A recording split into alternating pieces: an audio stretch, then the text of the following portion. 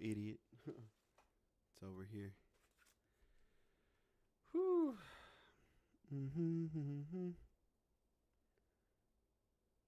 Testing. Hello. What's up, guys? All right. Go live. All right, posting live now. Links on X and Blue Sky and Instagram.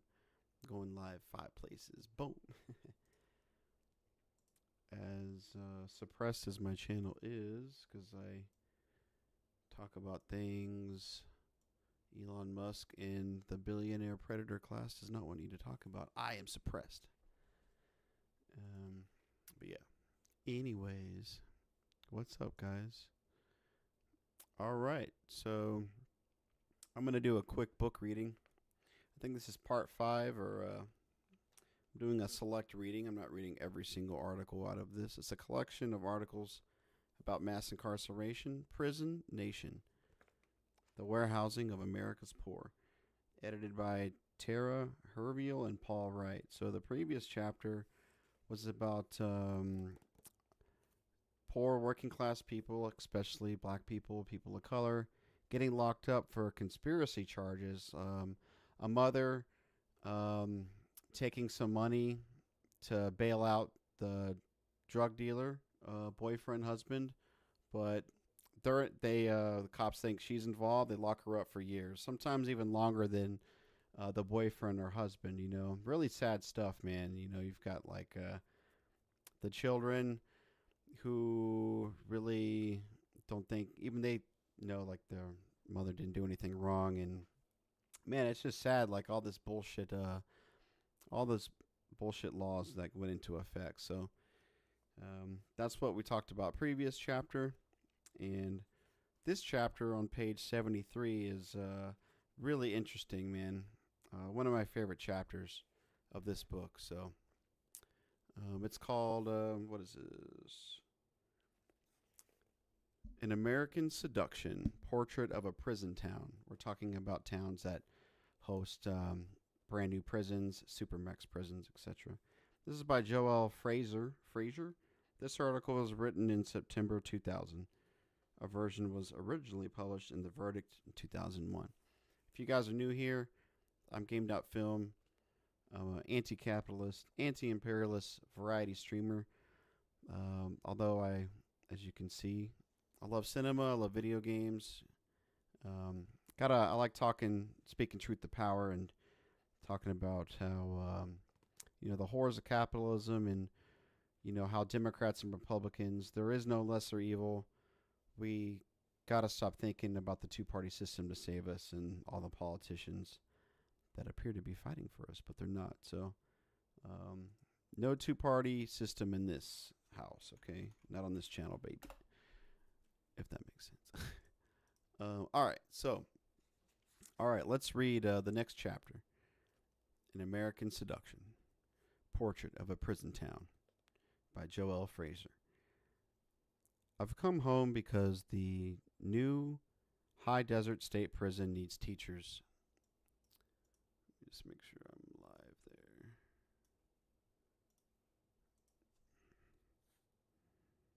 And I need a job. At 8 a.m., I stop at the BP for the weekly paper. The first thing I notice is the place is full of prison guards. They are buying cigarettes and gas, stirring whitener in a coffee.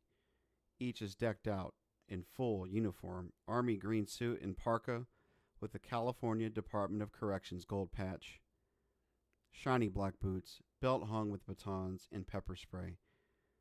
Most are young and beefy.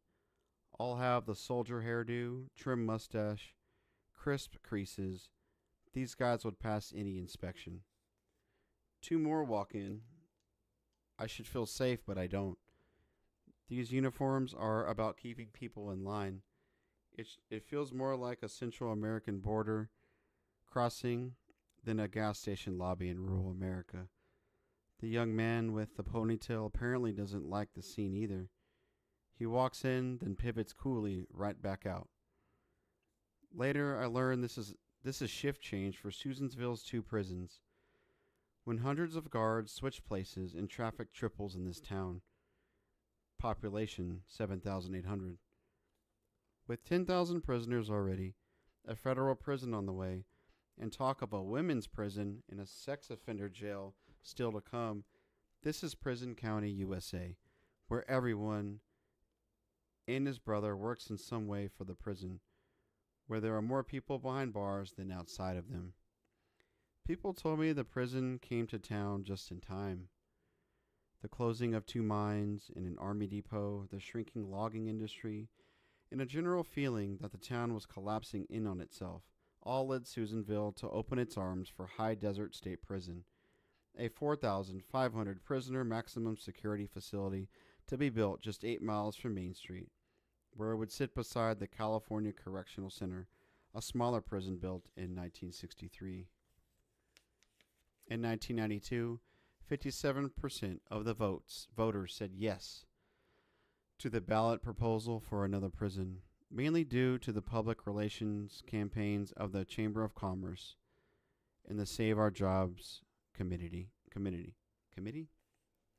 A few months later, like a family preparing for the arrival of an important guest, the town readied itself for the prison. Inappropriately, this guest would bring gifts. A $57 to $70 million payroll, 1,200 new jobs, and anywhere from 3,500 to 4,000 new residents. The families of prisoners and prison personnel who would buy their groceries, their gas, their meals, who would pay the rent and mortgages. I can never say that. Mortgages in this town. Annexing the prison into the city limits would mean more grant dollars for the city, as the population total, now including prisoners, more than doubled to 16,000.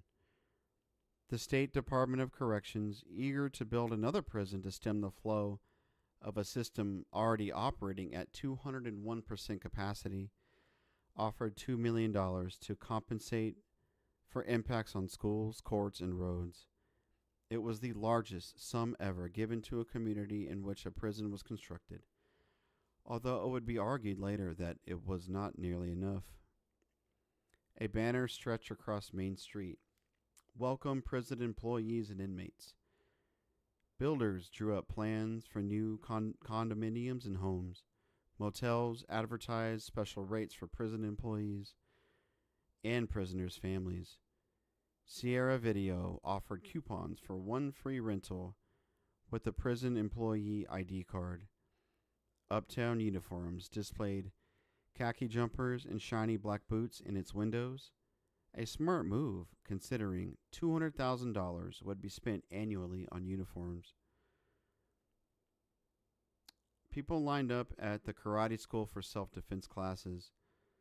The Susanville supermarket hired 4 new people and structured work schedules around the state's first-of-the-month paydays. Carpet cleaners hired out by real estate firms and landlords. Hang on a second. Why can't I? Never mind. Let me start over, sorry. The Susanville supermarket hired 4 new people and structured work schedules around the state's first-of-the-month paydays. Okay. Carpet cleaners hired out by real estate firms and landlords of rental property were swamped. News of the prison found its way to companies like Walmart, Taco Bell, Country Kitchen, Blockbuster Video, all of whom came and set up shop in advance. During prison construction in 1995, every motel in town put up no vacancy signs, as new prison employees and construction workers camped in trailers and filled parking lots for weeks. 3 years later, as the strip lengthened and the stoplights multiplied, and many small businesses, unable to compete with Walmart, quietly boarded their doors. Susanville is reminiscent of so many towns that have outgrown themselves and lost something in the process. But it is also unlike many small towns. There is the overwhelming presence of men with military haircuts and trim mustaches. The constant talk of prison scandals and violence. 11 prisoners have been killed or committed suicide since High Desert's opening. That was in parentheses. The clear division between locals and prison employees and prisoners' families. People complain about anonymity, about long lines at the bank, about traffic, about the rise in prices. The police department faces rising domestic violence and 50% jump in juvenile delinquency, and trade in hardcore drugs like heroin from gang members associated with the prison. The real estate community holds a glut of property because new prison employees are a transient lot, eager for promotion and transfer, and they are not settling in like they were supposed to. It would be easy to apply literary allusions to this collision of frustrated expectations. The prison was a Trojan horse, a Faustian bargain, a Pyrrhic victory. But what would deny the fact that some of the promises have come true to a certain extent? The town does have more money in graduating seniors, with job opportunities at the new prison. No longer have to flee to Portland and Sacramento and other faraway cities. People can make fewer shopping trips to Reno and choose from 6 movies instead of 2. There's a health food store, and at Safeway, people can buy goat cheese and focaccia bread. Focaccia bread? As one woman said, quote, "Who knows, maybe we'll get a Mervin's," close quote. In a place where the economy is dying and the young people are leaving for places where it is not, the new prison was about money, about security and progress and hope for a better life. But as Susanville has discovered, a new prison requires that the community adapt to a rapid leap in a specific kind of population. Those drawn to and associated with the work of corrections, an industry for whom the raw material is the systematic incapacitation of despairing human beings, in this case over 10,000 of them. In the end, this was a town in which everyone was seduced, in one way or another, and because a seduction is ultimately a mutual act, there was no one to blame the morning after. In this town, everyone held out for a promise that, when kept, turned out to be less or more than bargained for. For a century and a half, folks have been coming to this town looking for some gold or for some form of it in timber or ranching, full of hope and grit, and then the scratch to survive when the dream is gone. A search so definitely American that I began to see that Susanville was not just a small town, but the American small town, and that, like the Washoe and Maidu Indians who lived here in the beginning, like the wolves who wandered this basin, it is an endangered species. As the biggest town in Lassen County, Susanville sits in the middle of prime ranching country, about 100 miles from any good-sized city, Reno, Chico, Redding, and Red Bluff. Heading south towards Reno, drivers are treated to a comforting view of cattle, scattered over ranch lands with high hills beyond, like the warm backs of sleeping dogs. Here, 4-H is as important as church. In the Lassen County, cattle women hold an annual Mother's Day beef recipe contest. Youth here are experts in barrel racing, goat tying, breakaway roping, and they regularly prove it in local rodeos. For these reasons, it's often called cowboy country or redneck country by the less generous. The weather is harsh, with its 4,500-foot elevation. In the summer, it tops 105 degrees, and in the winter, snow can bury the town for weeks. It's a man's town, where fishing and hunting are part of every good boy's education, where the local community college offers more classes in auto mechanics, in welding than English or history. It's a place where gunsmiths and well drillers receive the kind of recognition reserved for professors and doctors in other parts of the country, where gun racks are as ubiquitous as cowboy hats. And at the gas station convenience store on Highway 395, you can buy bullet keychains. The women, too, are tough, as adept at changing car parts or chopping wood, or rolling a cigarette as the men. This is not a delicate place, and they grow old fast in the dry desert air, their faces lined and set. But with the toughness of these people comes a respect for life and an enormous capacity to love. 10 years ago, lured by the gorgeous country and the promise of a small town life, my mother fled the Bay Area with my little brother and bought 22 acres of land covered with waist-high rye and the tracks of mule deer, coyotes, and jackrabbits. Over those years, I spent summers and holidays here. I've tutored at the vocational education office and taught at the community college. I've made good friends and loved men and helped nurse my stepfather through a summer of chemotherapy. In this way, I've come to know and admire the people of the town, but it is also as an observer and a visitor that I have seen the changes. When I walk down Main Street, I am simply another stranger now. I begin to ask questions because in the space of 2 years, I have seen Susanville change into another kind of place. And the change was one that was neither altogether good now nor altogether inevitable. These changes seemed important, and though they were cropping up all over the country, no one was talking about prison towns. On my mother's dining room table lies a polished cedar bowl, so smooth it seems lit from within, the kind of glow that requires an attention both precise and time-consuming. On the bottom of the bowl, a typewritten note with the prison ID number is glued in place for victims of crime. She bought it from the annual Prison Craft Fair, a charity event benefiting Lassen Family Services Domestic Abuse Program, where you can buy everything from an oak coffee table to an embroidered leather belt. Quote, "That place sells out in an hour," she tells me. The craftsmanship is amazing. The prisoners aren't there, of course, just their handiwork. For many of the townspeople, the fair is the closest they will get to the prison or its occupants. It is an example of the ways in which a town will ultimately coexist with a prison, in partnerships that range from fundraisers to community work, where prisoners groom baseball diamonds, plant trees on county property, paint governmental buildings, even dry clean school band uniforms. As the California Department of Corrections boasts in a brochure, quote, "While the inmates are paid only cents per hour, the benefit to the community is far greater," close quote.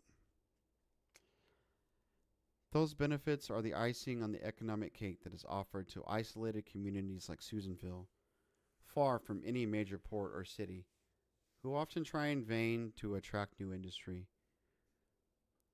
The town then relies on logging, mining, ranching, and government. Here, more than half the town working for a government agency. Acronyms spill out easily in daily conversations. BLM, Bureau of Land Management.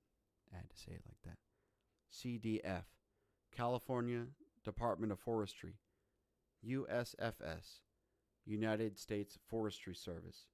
DFG, Department of Fish and Game. And of course, CDC, it's California Department of Corrections. In 1963, the first prison, a 1,120-acre California Correction Center, CCC, the Center, was built to further conservation efforts. Prisoners lived at the boarding school-style center, spending their time helping reduce fire hazard, managing forests and watersheds, clearing streams, and improving fish and game habitat. In the cyclical nature of prison policy, this was the rehab era, the time of liberal reform. One local man told me it wasn't unusual to get a work crew of prisoners to come out to help on someone's ranch. The center, which began with only 1,200 prisoners, more than doubled in 1987 to accommodate the more than 2,000 rapists, kidnappers, and other violent offenders who would be held behind razor wire in two-man cells with rifles trained on them 24 hours a day. It was a sign of the times, the tough on crime policies. Despite misgivings, there was no vote and hardly a public forum. The town adjusted to the expansion. After all, Susanville relied on the center for 20% of its economy. Over the past 10 years, as logging shrank and the mines and army depot downsized and then eventually closed, the idea of another prison seemed quite logical. After all, the state already owned the land, and it needed another prison to help with a dangerously overcrowded system. Even with High Desert, in mid-1998, the state's 33 facilities weren't enough to contain the state's criminals, whose number rises about 7% annually, the highest rate in the nation. In parentheses, it says, the state's punitive trends, the legacy of two tough-on-crime governors, included 1994's three strikes legislation, which sentenced three-time losers to 25 years to life, double terms for many second-time felons, and slashed time off for good behavior. The CDC's master plan predicted that prisoner population would exceed max operating prison capacity of 178,432 by the year 2000. Sites are under discussion or planned for California City, Delano, Sacramento, San Diego County, and Taft. But if the center was a trickle that became a stream in Susanville, the $272 million High Desert State Prison was a river that became a flood. Part of the problem was the state's bait and switch halfway through the process. 4 months after voters approved a low to medium security facility, High Desert became a level 3 and 4 facility, housing the most violent offenders and those with 25-year to life terms. This required more staff, high security lights, and other requirements. The implications of this newer security level were far-reaching but hard to nail down. It meant, for example, that more prisoner families would move to Susanville to be near the incarcerated family member, stressing the social services more than anticipated. County officials were furious, but there was little they could do. The state's mitigation money helped, and the city receives about $50 a year for each prisoner, but it doesn't help enough with the cost of building roads, increasing law enforcement, and expanding schools for an estimated 1,180 additional school children. The ranchers were against the prison from the start, claiming it exchanged open space and cropland for housing and infrastructure. It would siphon groundwater now used for growing crops. Perhaps the biggest problem with the prison is that, unlike private industry, which generates as much as $600 per job in property taxes, a government industry produces no direct county taxes. The money counties need to supply health care and police protection. In about half of Lassen County's existing industry is local, state, or federal government already. Interesting. Let me drink some water.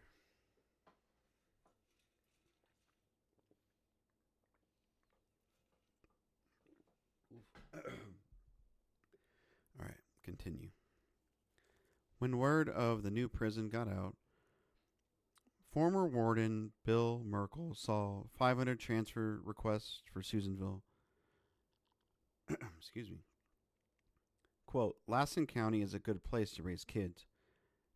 Has clean air and a nice environment, he said. A quote that began to take on a kind of mantra-like status, as every guard I talked to repeated it in turn. In all, nearly 1,800 guards, some veterans but most new on the job, made their way to Susanville from Southern California and the nearby larger cities of Sacramento, Reno, and Vacaville, a good number bringing families with them. For many of these men and their families, They might as well have crossed the border into another country.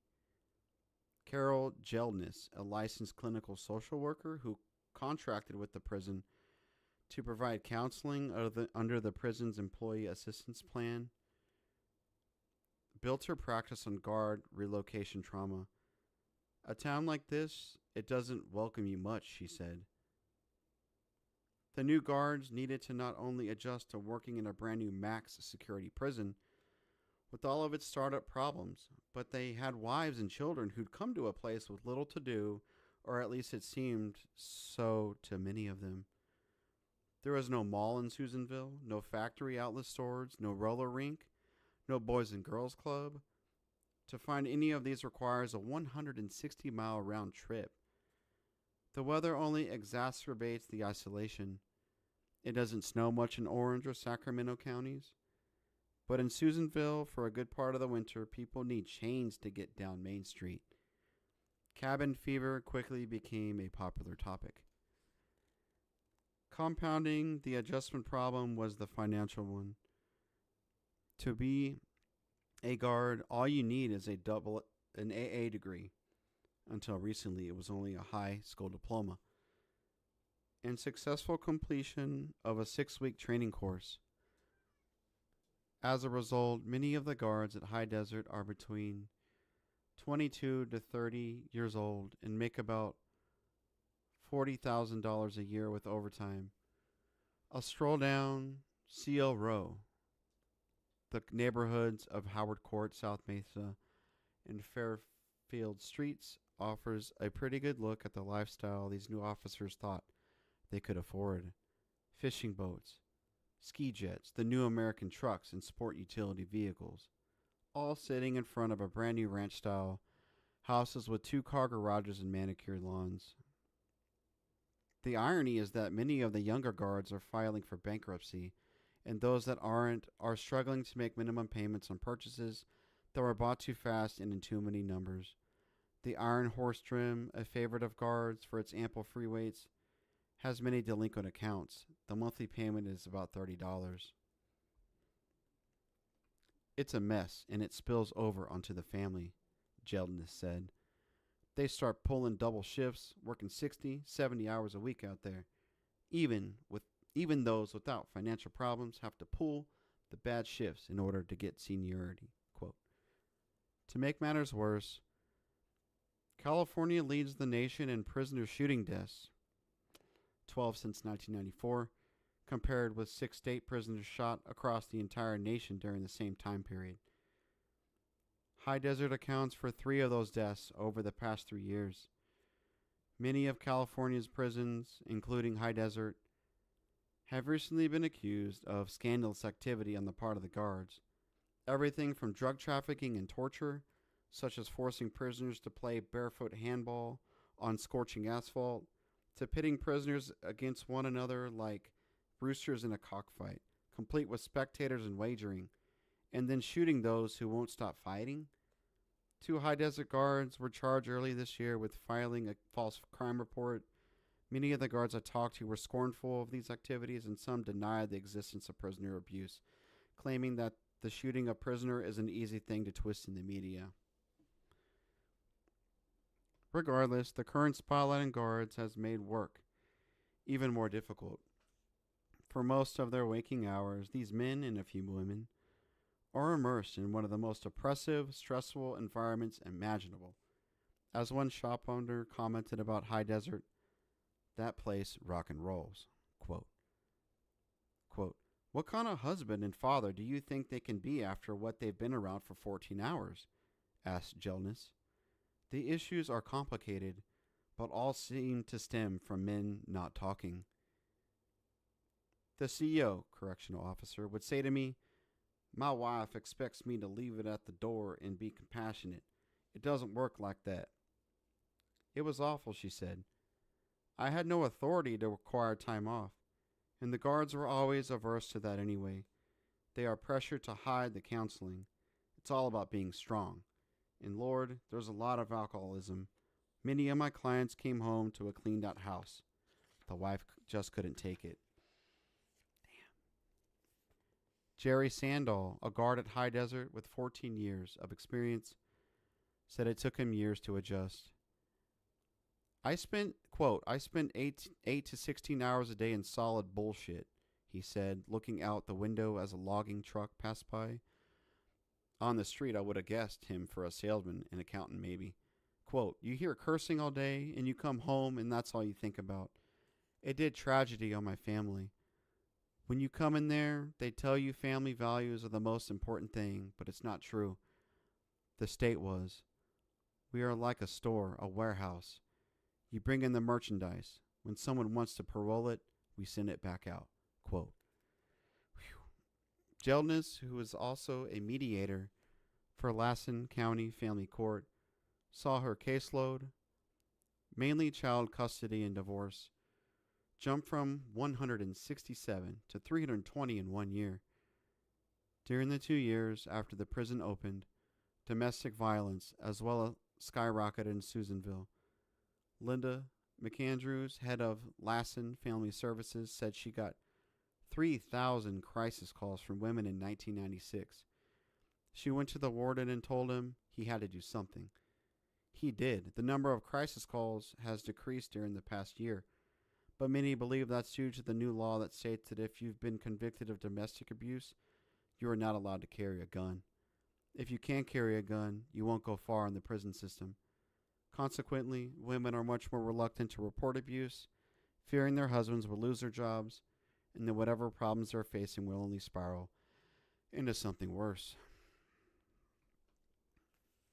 I thought about these interviews as I walked down Mesa Street, past the homes of the New Guard families. I was struck by the emptiness. No children on bikes, no dads tinkering in the garage. It was as if the sterility of the newness had not worn off. It wasn't about to anytime soon. Susanville, like most small towns, rests many of its hopes on its children, and so the jump in juvenile problems seems especially poignant. One afternoon, I met with Jason Jones, a juvenile probation officer at Denny's, one of the most popular restaurants in town, that said. While I waited for him, it struck me that many of the men in the restaurant, in particular the young ranchers and truckers, looked not unlike the prisoners I have seen. Jean-clad, sporting tattoos, talking easily with their companions. The comparison made him uneasy, and I was glad when Jones arrived. Over the past 3 years, he's observed the changes in Susanville's youth. In the bottom line, juvenile delinquency has steadily increased in both the number and scope of incidents, including truancy, petty theft, vandalism, fighting, and problems associated with drugs and alcohol. There are gangs as well, especially the Latino North and South gangs. Graffiti is scrawled on random walls, signifying affiliation with one group or the other. Recently, the juvenile hall more than tripled its capacity to 50 beds. Jones has had to take 2 guns off kids in the past few months, one a loaded .357. He's seen the drugs get harder, from crank and the blunt, a Philly cigar emptied and filled with pot, to heroin, which is smoked in and out of the prison. None of this surprised Jones or his colleagues much. What surprised them was the origin of most of the problems. We expected trouble with the inmate families, he said. Let's quote. Quote, but what we got were problems with the CL families, quote. Very often a facility with so many level 3 and 4 prisoners, many of them 25-year-to-lifers, will draw families who relocate to be near their husband, father, and son. The repercussions of this, several hundred people, many on welfare, many of them Hispanic and black, could feasibly flood an insular small town with social service problems, from juvenile delinquency to racial strife. The high school administration had these kids red flagged and were prepared for trouble, Jones said. But while he has handled only about 5 prisoner family cases, he's dealt with more than 50 guard family cases. We weren't prepared, Jones said. The guards' kids coming from urban centers are more sophisticated, more impatient, and more noticeable in their urban hip outfits, said Jones. Quote, these kids live in a paramilitary household, Jones said, but really they don't have much supervision. They've got nothing to do, close quote. The increase in domestic abuse and juvenile strife didn't surprise many people here. Susanville, like many country towns, is a place where violence is not just known, but part of the natural order. One summer, I leaned on our fence and watched our neighbor brand and castrate his herd. Several times, he had to stop and bring back his weeping, frightening grandson. The boy, perhaps 4 or 5, clapped his hands over his ears as his grandfather sliced the testicles off the bellowing, rolled-eyed calves and then seared their flanks with his brand, the smoke rising like campfires. The lessons are learned early around here. Toughness is bred into you. The acceptance of violence in a place like Lassen County, where living has only been hard and the soft rarely survive, makes its own kind of sense. A certain comfort with violence is necessary, where the main sources of income come from the natural world, from felling timber, clearing land, digging for gold, breeding and slaughtering cattle. But when the second prison came and under the political wave of get tough on crime, the colliding of the existing sense of violence, that it is one of necessity, of survival, with that associated with the maximum security prison, mutated into a pervasive sense of antagonism. You can feel it in the air, says Tony Esparza, who teaches landscaping skills at the prison. Told me, it's not just out at the prison, it's right here, close quote. In a town where high school football takes on a kind of religious fervor, if you don't play football, you ain't got nothing, one young boy remarked. The pitting of us against them is an easy sell. There are their locals against the guard families, the guards against the prisoners' families, the bitter and random battles of the gangs. The most prevalent them are the prisoners, and the feeling is manifested in random and curious ways. Take this example.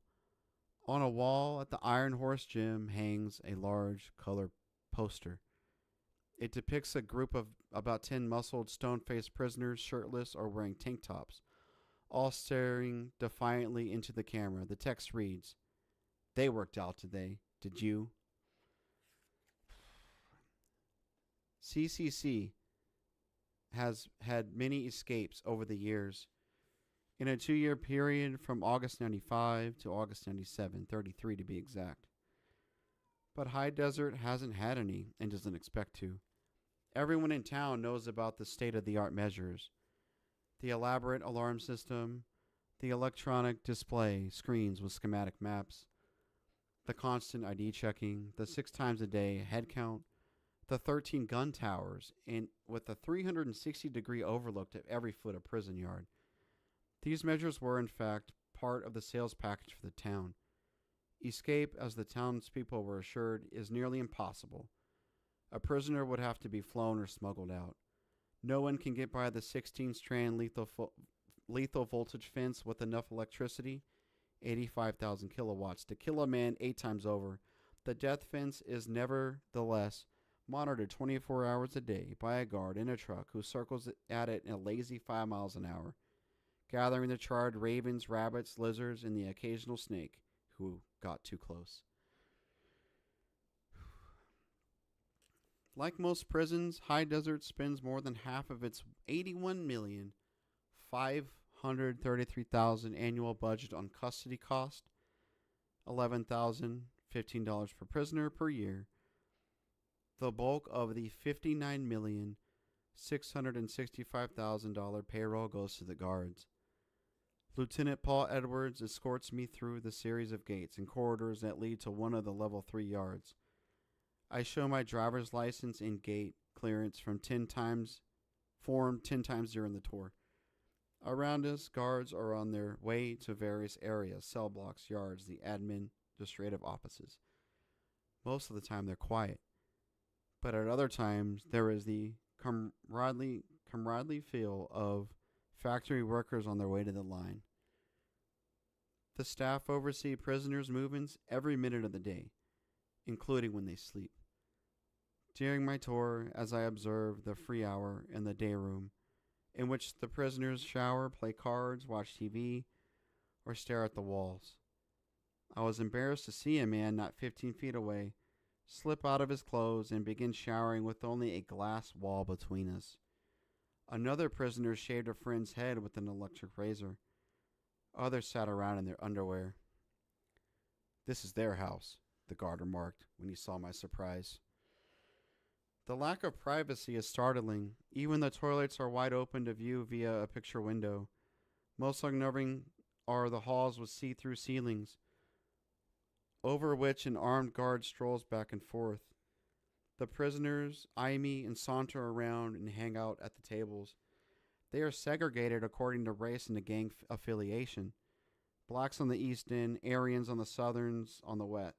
Aryans and southerns on the west. Day room feels very much like a recreation hall, stripped of its foosball, pool tables, and vending machines. But it is much more sterile than any rec room. No posters, no rugs, no cushions, no color, just bolted down steel tables, chairs, and benches on gray cement floors. And then there is the smell of an institution, that unpleasant mix of metal and disinfectant, which almost covers the human sense of sweat, breath, and the faint trace of urine. Sheesh.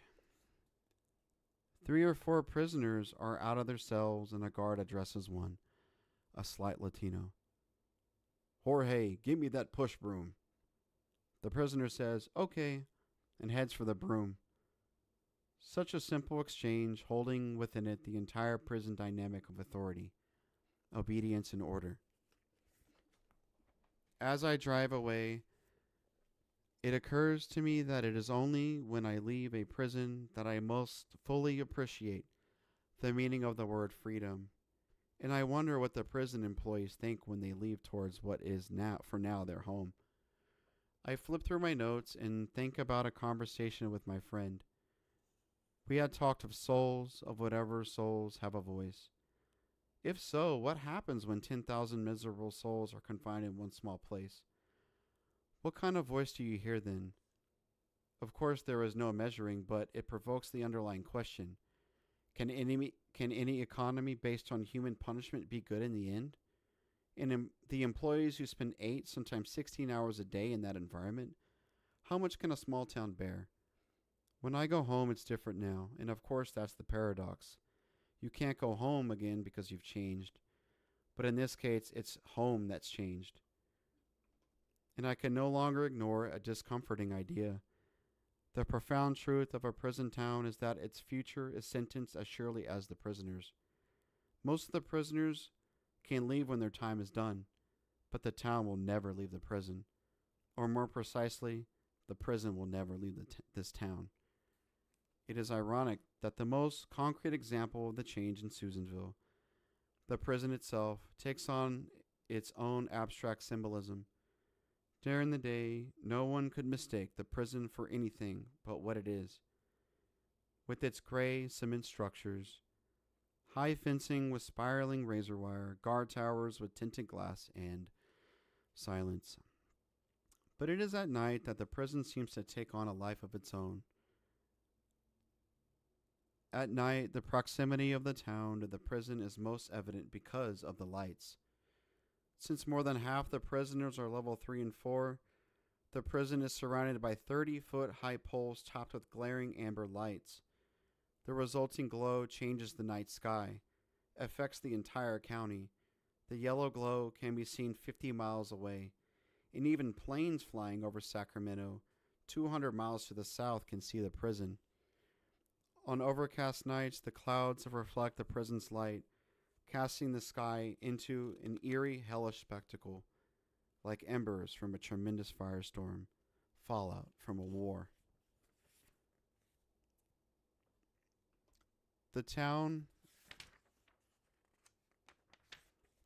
was furious. The lights illuminated not just the irrecoverable change to their environment, but their powerlessness as well. If the state had stuck with the original plan of a low security prison, which voters approved, fewer lights would have been needed.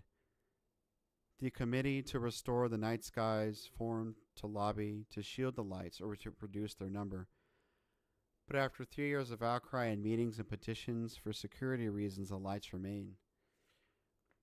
Despite the problems with the prison, the gangs and domestic violence, the increasing prices and strip mall growth, the transience of the prison employees, the vacant housing, the would-be developers who would scorn penal towns, what most people complain about are the lights. They have come to represent the ultimate and intangible cost of high desert state prison. Quote, when I first came to Susanville about 10 years ago, my mother told me, it was at night, and your brother and I drove over Highway 36 and saw the town below us like a little constellation of stars. It was so dark all around, and the town seemed to just hang there in midair, like some fairy village. Now you see this tremendous area rimmed with horrible yellow lights, and it's all you can see. Quote, my brother, returning after a year at college, said he will never forget the change. Quote, I came around the Bass Hill corner, and I couldn't believe it. There was the prison, bright as day. It looked futuristic, unnatural, something out of a science fiction movie, like some giant alien mothership had landed. Close quote. Damn. That was really fascinating. That was a damn good chapter, guys. Wow. All right. So that was the next part of Prison Nation, guys. That was An American Seduction, Portrait of a Prison Town by Joelle Fraser. The next chapter is Deadly Nostalgia, The Politics of Boot Camps. And I've only got like 5 or so more to read. That was a long one, man. What are we at, 45 minutes in the stream?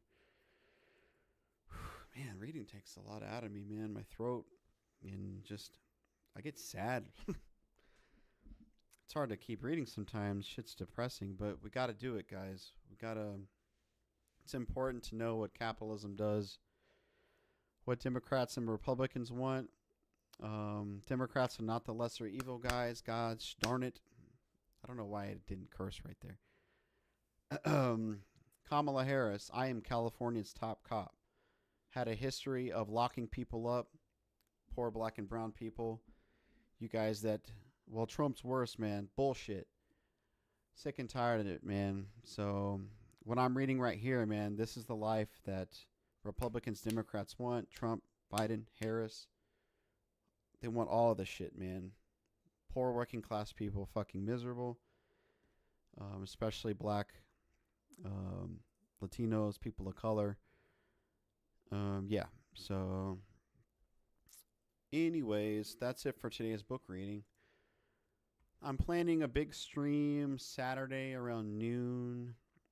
I want to do some news headlines, try and make it fun with memes, shit posting, and then read one chapter of the book, and then start some film reviews and maybe some video games, guys. So planning a big stream on Saturday. So I'm off, thank God. I work one Saturday a month, but shit, man, I'm just working big. All right, well, thank you guys for watching, and that's today's book reading stream. So I want to try and play something tonight. I've been playing Final Fantasy VIII. I want to try a new independent indie game, Bleak Faith Forsaken. It's like Dark Soulsy, Soulsborne game. So check me out, guys. I'm on TikTok, Instagram, Twitter, Blue Sky, YouTube. Find me there. All right, peace.